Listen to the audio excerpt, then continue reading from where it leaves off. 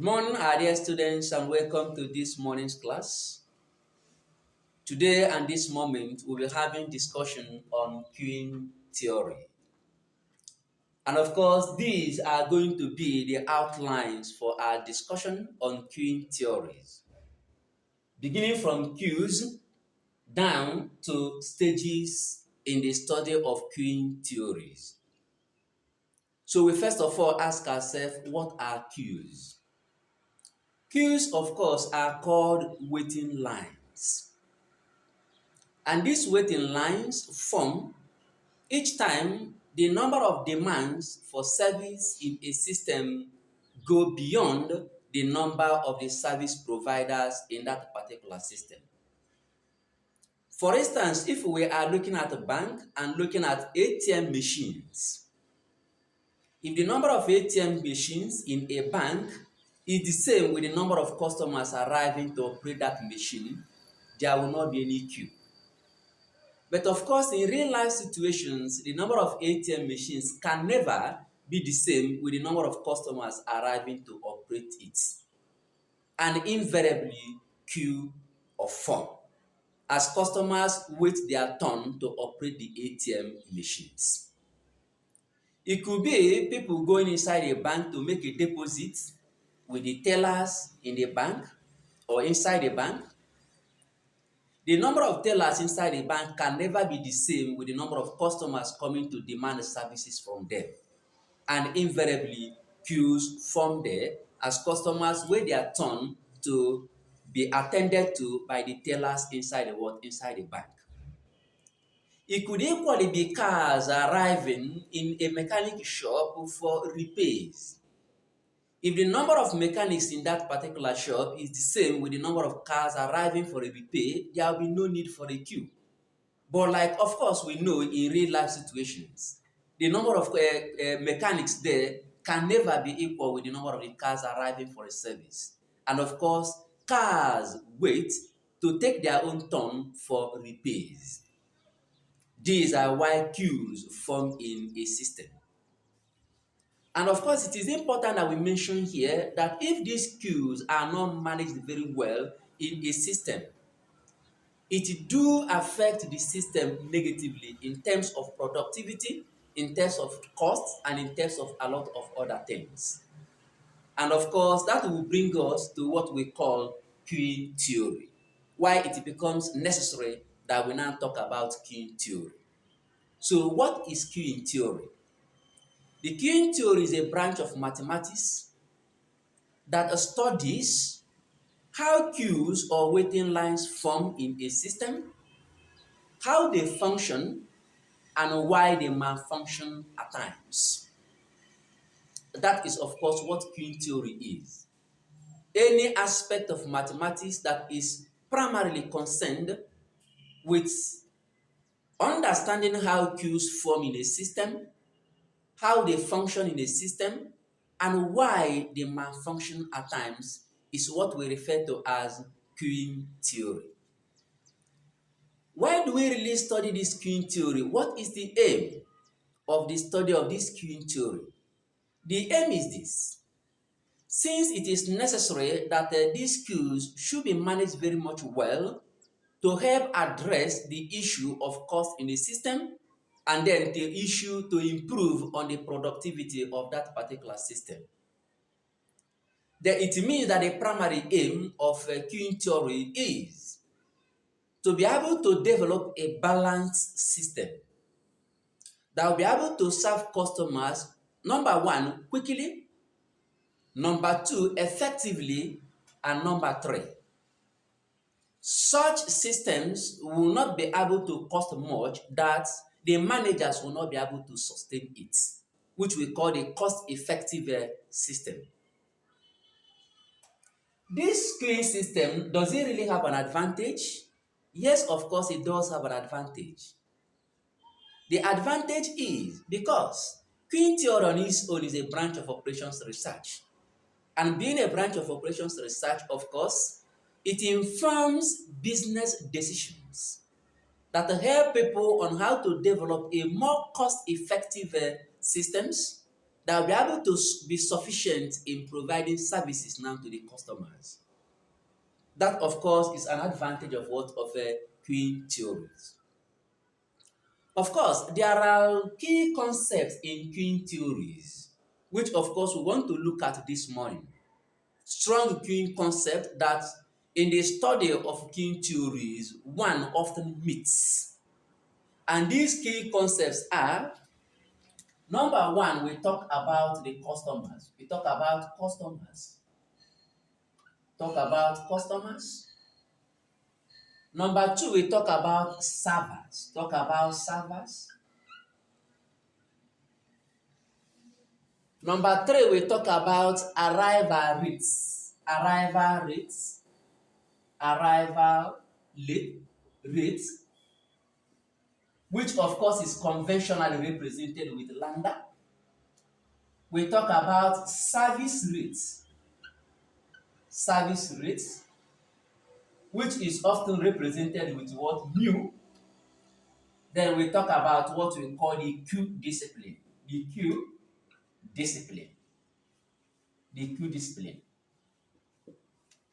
So the question here is, what do we refer to as customers in the study of queuing theory? In queuing theory, customers stand for entities.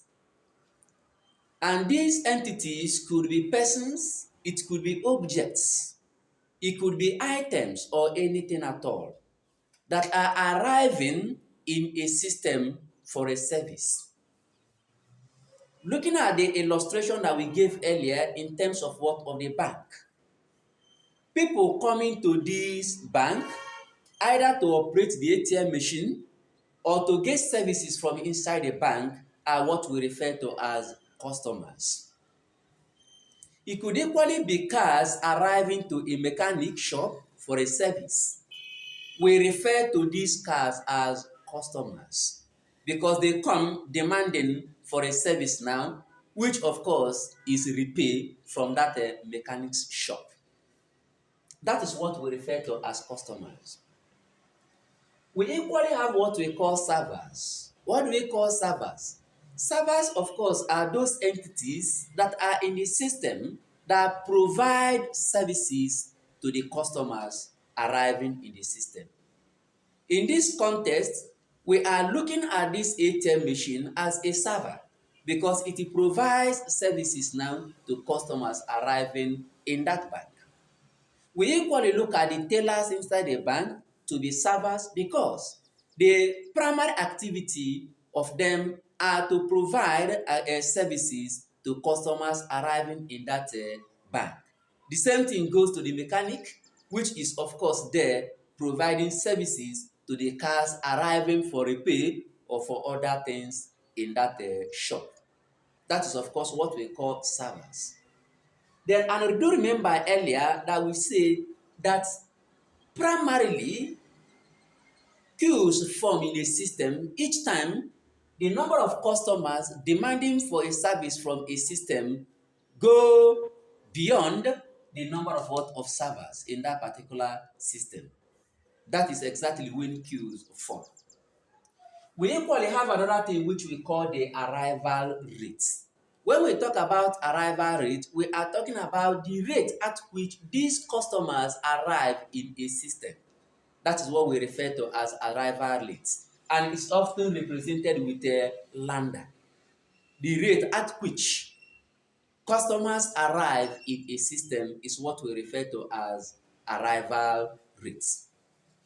When we talk about service rate, we are talking about the rate at which the servers now complete a service for a customer.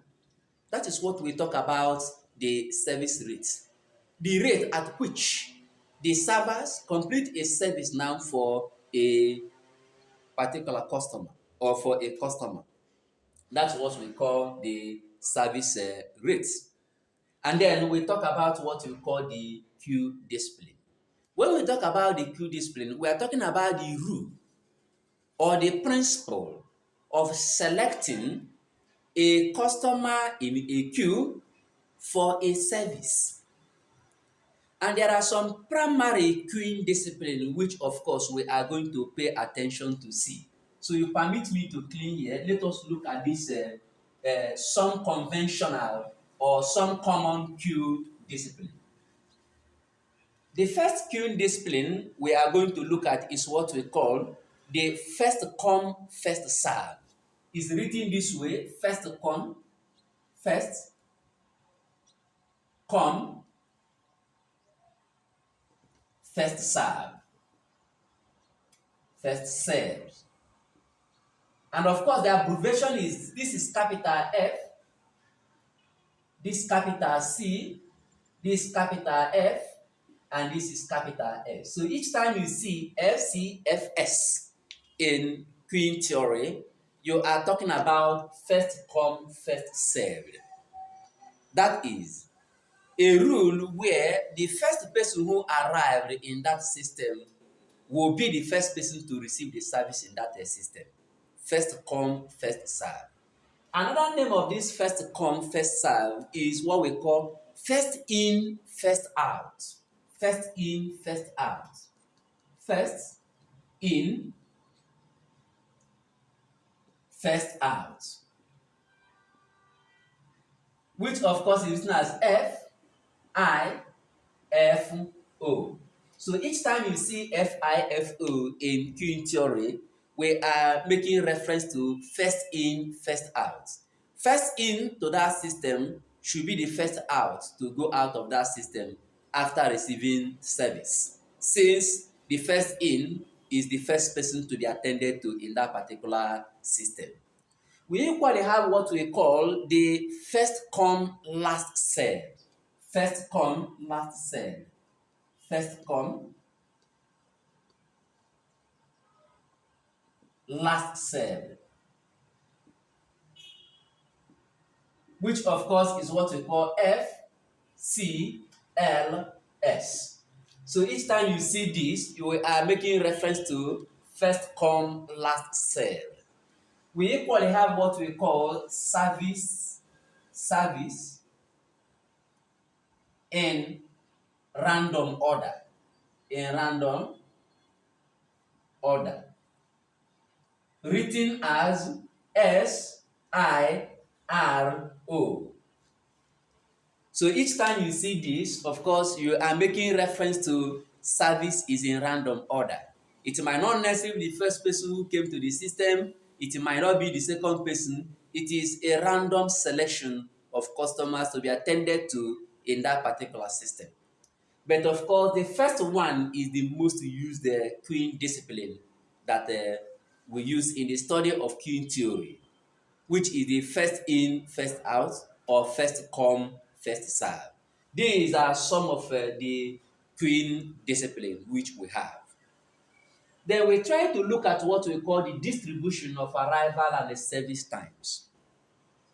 Do remember that to fit a distribution to a set of data, one goes to the system and collects data, and then try to fit distribution to be able to know the particular distribution that will fit that particular data.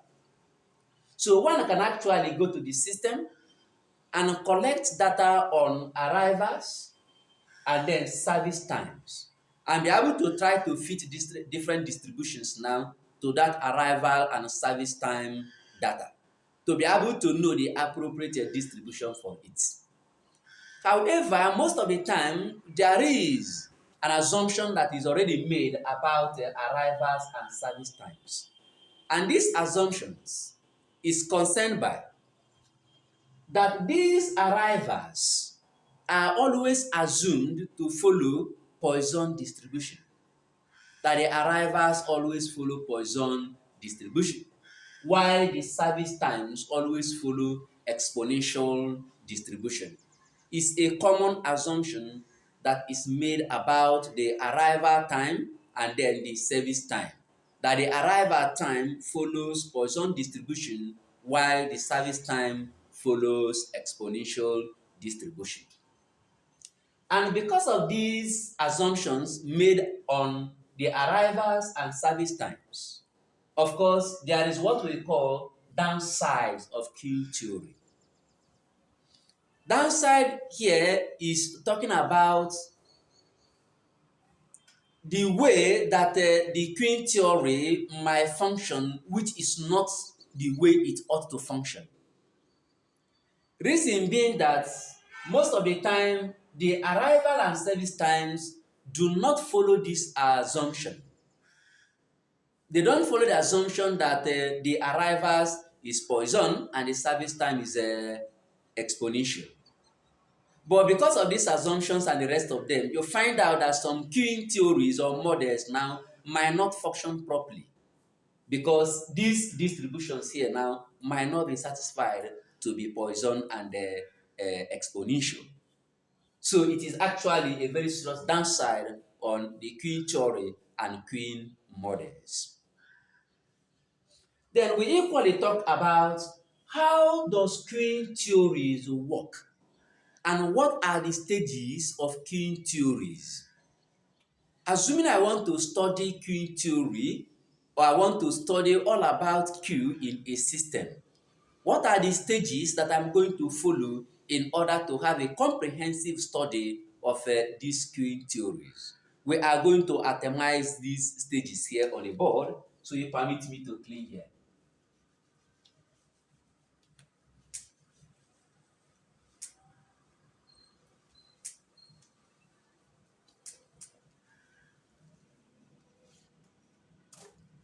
Okay? First of all, we are going to talk about what system identification. So number one, we talk about what we call system identification. Number one, system identification. System identification. System identification. Number two, we now talk about modeling. Talk about what? Modeling or fitting models. Let me use the word modeling. Modeling. Then number three, we talk about the we have what we call the performance measures or what we call the predictions. Talk about the predictions.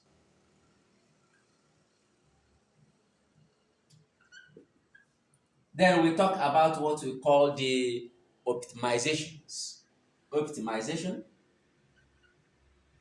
Talk about the optimizations. So of course we are going to look at what these things, what they stand for. When we talk about system identification, our interest here is to identify the customers and then the servers in that particular system, and equally be able to understand the queuing discipline which operates in that particular system. That is what we mean by system identification. You identify the nature of the customers, identify the nature of the what of the servers, and then identify the queuing discipline operating in that particular system. By that, you have identified the system. What do you do after identifying the system is now for you now to model that particular system. In modeling, you are going to fit models that will be able to capture the randomness of the arrivals in that system and then the randomness of the service time in that particular system.